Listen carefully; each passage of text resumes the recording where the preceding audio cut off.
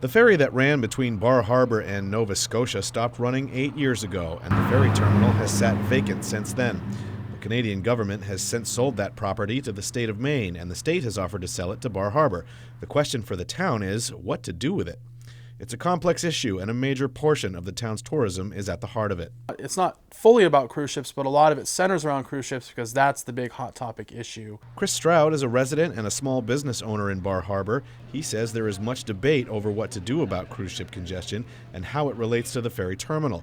While many would like to see a large berthing pier for the vessels, he and other residents, like Christy Lasquardo, owner of the Salt Air Bed and Breakfast, are hesitant to sign on. I don't want to see a berthing pier back behind my house.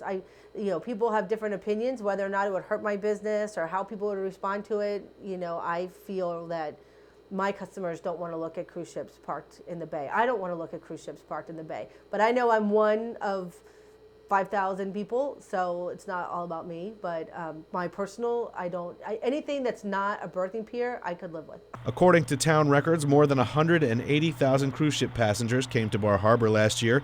Currently, these ships anchor in the harbor and ferry passengers ashore.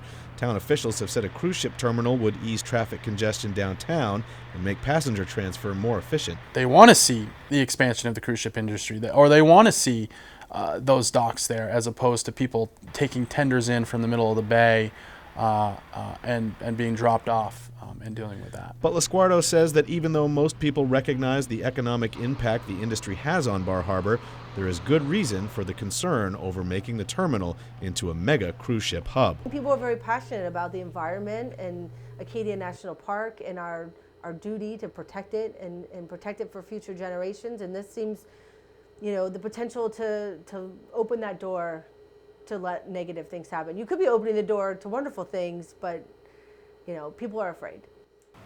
Before the town can decide what to do with the property, voters in Bar Harbor must approve the purchase from the state by November 30th. Approval would then require another vote by the end of June on how to pay for it.